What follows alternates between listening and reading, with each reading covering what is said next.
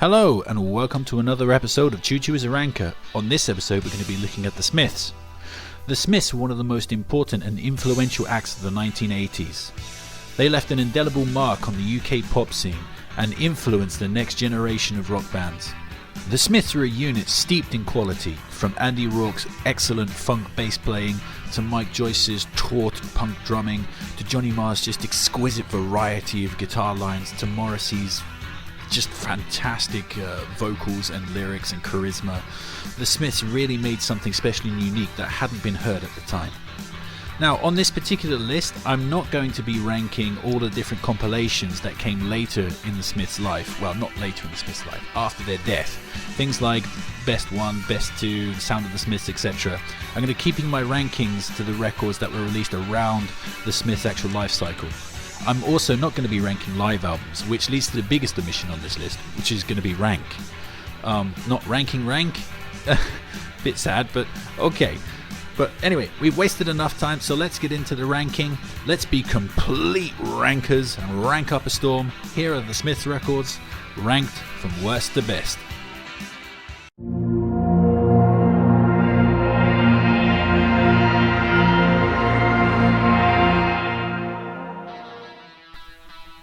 Ranking the Smiths from worst to best is actually pretty difficult because the Smiths never released a bad record. Everything they made was either, good or great. So Louder Than Bombs being ranked bottom here is no slight on Louder Than Bombs. It's a really good record, stuffed to the gills with classic content. Though there is a reason that this record is ranked at the bottom for me. And that fact is mostly because I'm from the UK, and Louder Than Bombs was never meant for a UK release. It was initially released in the States as an alternative to the other compilations, Hatful of Hollow and The World Won't Listen, which were released in the UK but not in the States. And Louder Than Bombs was an amalgamation of those two records. And then the only reason it was released in the UK was because, hardcore Smiths fans would import it, and the import prices were really high, so the Smiths were like, okay, there's a lot of interest here, let's just release it in the UK to save our fans from the high import prices. Now, the reason that this is bottom ranked is that I just simply prefer Hatful of Hollow and The World Won't Listen. I think those records have a really good balance. They're just about the right length, whereas I feel like Louder Than Bombs has just a bit too much content. It drags on for a little bit too long. And I'd much prefer to listen to one of the other compilations, although there's nothing wrong with Louder Than Bombs, as I've already said. Yeah, so great record, but simply I just don't listen to it very much, so hence it's number 7.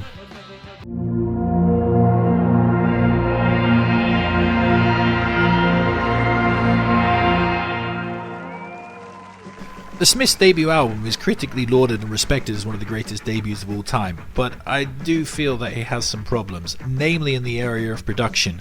The story goes that the Smiths went into the studio with Troy Tate and spent a while making their debut record, but then were completely dissatisfied with the results. So they went back into the studio and spent 2 weeks re-recording the entire thing on a limited budget. And that really shows because some of the production and engineering on this record is quite unbalanced, and it hasn't really held up so well in our modern day and age. Also, as songwriters, Morrissey and Marr improved really, really quickly. If you listen to some of Marr's guitar work on this record, whilst some of it is like really awesome, but some of it like The Hand That Rocks the Cradle or Suffer Little Children is very basic. And very repetitive, and definitely his guitar playing really improved. If you listen to like early Smiths and late Smiths, there's a big difference in the type of guitar variety and technique there. That aside, this still has some classics on it, some awesome songs. Reel Around the Fountain, just one of the great openers of the Smiths. Also, of course, has This Charming Man on it. And yes, I am aware that This Charming Man wasn't on the original version of the record and was added after it became a hit, but it's still immediately identifiable with the first album, especially for people who weren't around at the beginning of the Smiths. I mean, I was 6 years old when the Smiths broke up, so for me, This Charming Man has always belonged on the debut album. Also, What Difference Does It Make? Fantastic guitar on that, and my favourite from the album, Still Ill. Just still, to this day, one of my favourite Smith songs. That song just absolutely kicks ass. So whilst, yes, this is a qualified release, and it's not quite perfect and a bit rough around the edges, there's still plenty to enjoy here.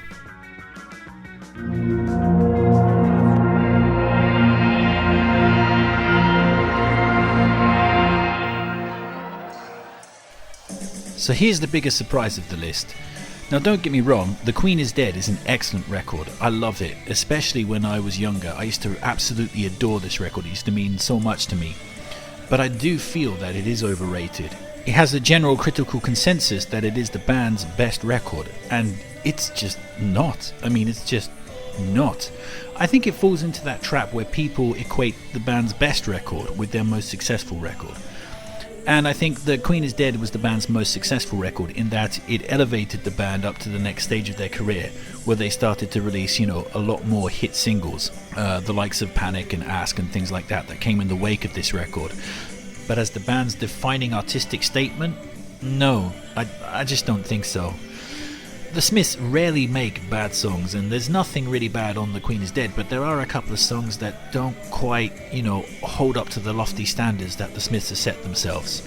The closing track, Some Girls Are Bigger Than Others, for example, is a track that, I've just never particularly liked, and never had no one ever. Whilst, yeah, it is, that's a good song, but I don't know, it's just one of my least favourite Smiths songs, I think, especially the instrumental outro. There's not much going on that song.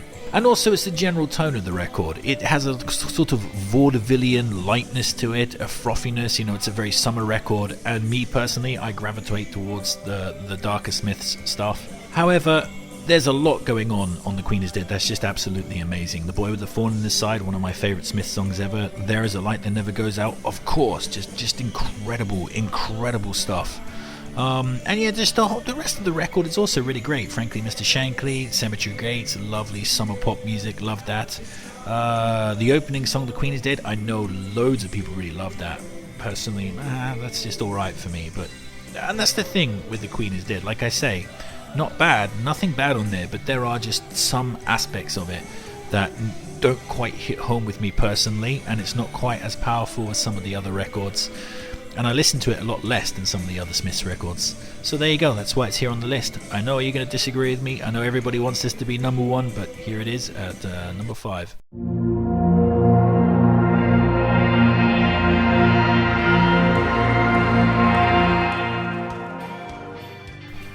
Okay, so with Strange Ways Here We Come, we're starting to get into the territory where I just don't have anything negative to say anymore. From here on in, the records are just absolutely fantastic, and there were only positive things to say. So let's have a look at Strange Ways Here We Come and why it's so good. It's the record where Johnny Marr started to really sort of experiment and push outside of the Smiths' usual sound, and it's like eclecticism and experimental leanings just really fantastic to listen to. It's a really exciting, inventive record. Every single song on it is pretty great. There's no weak spots. I would say the weakest song is probably Paint a Vulgar Picture, but even that's just really cool. That's a really good song. No, actually, I would say I Started Something I Couldn't Finish is a bit of a weaker glam addition to the record. That would be the one nitpick I would have. And also they released it as the lead single when they really should have released Stop Me If You've Heard This One Before. Which they couldn't release because it contains a lyric about bold Buddhist reflecting and planning a mass murder, and contemporarily at the time there had been like a mass shooting or a mass murder in Hungerford. To be honest, I don't know the details, but that's why they couldn't release it as a single, which is a real shame because that would have been an excellent lead single. The classics here, Girlfriend in a Coma, one of my favourite ever Smith singles. Of course, Last Night I Dreamt That Somebody Loved Me, just one of the Smiths' greatest ballads. The last song on the record, I Won't Share You, is just so moving, so touching, a masterpiece of a song. I love that song. It's just one of my all-time favourites. There's just absolutely nothing bad on this record, start to finish, fantastic. Morrissey and Marr both consider this their best record, along with a lot of more vocal Smiths commentators, and I would almost agree with them, except not quite. My favourite Smiths record is Incoming, but yeah, this is a masterpiece. Just love it, start to finish, fantastic.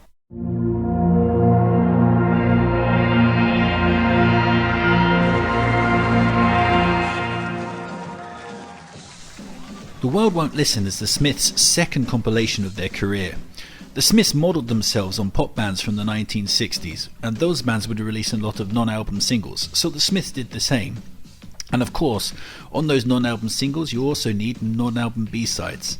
And this record collected up all of them, from the period just after Hatful of Hollow right up to the time it was released.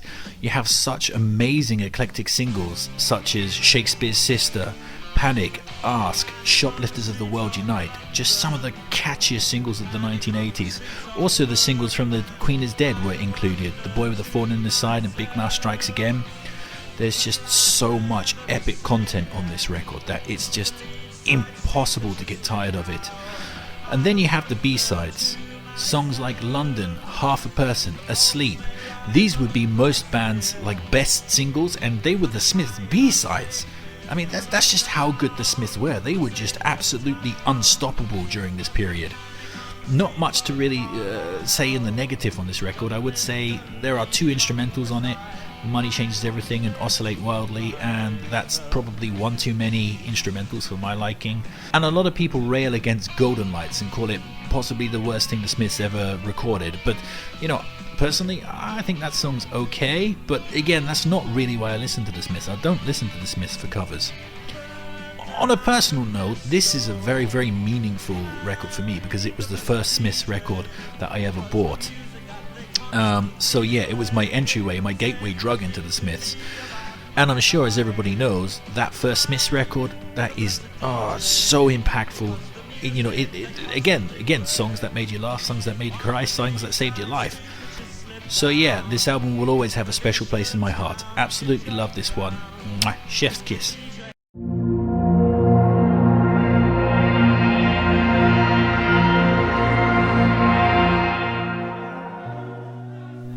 Hatful of Hollow was the band's first compilation, and again collected up all the singles and B-sides from the band's early career. Crucially, the album also contained a lot of the band's early Peel sessions, which showcased material from their debut album in a more rocking, spectacular way, and negated a lot of the production foibles that their debut album had. But there's just some really cool indie energy on this record, like more than any other Smiths record. This is the one that makes me want to jump around my living room and just rock out. Like, Johnny Marr's absolutely on fire here.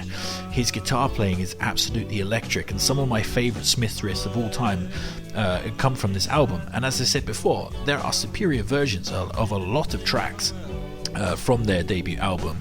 I personally prefer this version of This Charming Man, and definitely What Difference Does It Make? And some of the B-sides that they made in their early career are just some of the greatest songs of all time. Not just B-sides of all time, greatest songs of all time. Songs like Please, Please, Please Let Me Get What I Want and How Soon Is Now, which, you know, ultimately became the band's most famous song, their kind of defining masterpiece. Again, it was a B-side. What a crazy world the Smiths lived in. But yeah, it's that energy, that type of underground crackling vibe of just awesomeness that really puts this one over the top for me. I would say that some of the non-album singles on this record, William It Was Really Nothing and Heaven Knows I'm Miserable Now, are amongst the Smiths' weaker singles in my opinion. But hey, they're still pretty damn good, and why complain when you have stuff like the gorgeous acoustic Back to the Old House and the awesome This Night Has Opened My Eyes, which contains my personal favourite ever Johnny Marr riff. Like, I love the guitar work, and as a guitarist and a member of a band myself, that song was really influential on my own playing style. Ultimately, Hatful of Hollow is probably the best compilation ever made in the history of pop music. It's an absolute masterpiece from start to finish. Even if you don't like the Smiths, you should track this one down and listen to it, because Hatful of Hollow is just absolutely incredible.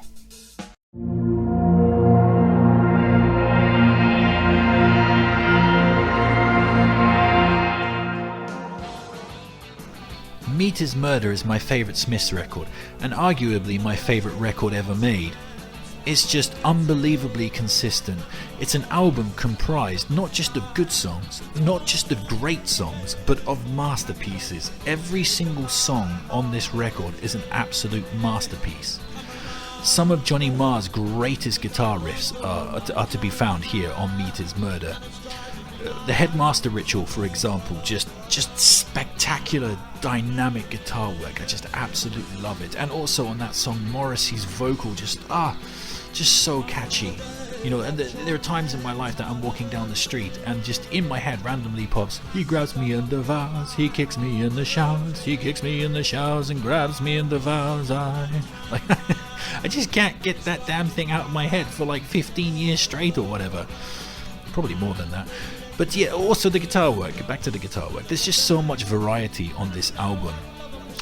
You know, Johnny Marr is just a guitarist that you can't really pigeonhole, and this is a great example of that. You know, you have punk from What She Said, you have rockabilly from Rush Home Ruffians, you have like pure like 1960s balladry on Well I Wonder, funk on Barbarism Begins at Home, post-punk on That Joke Isn't Funny Anymore. It's just chef's kiss. It's just a virtuoso performance from a musician level.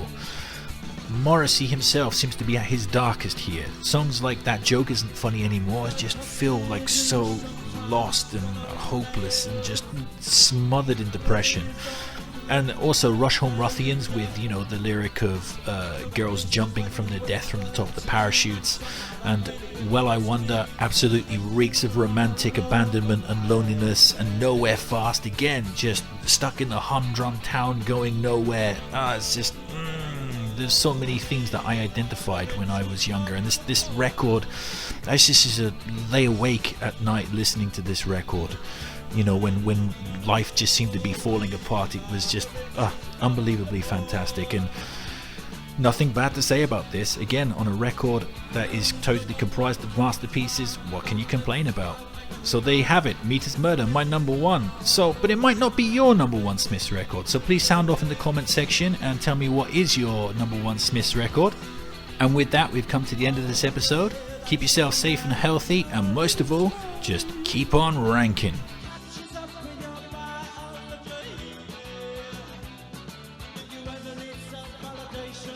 Just make me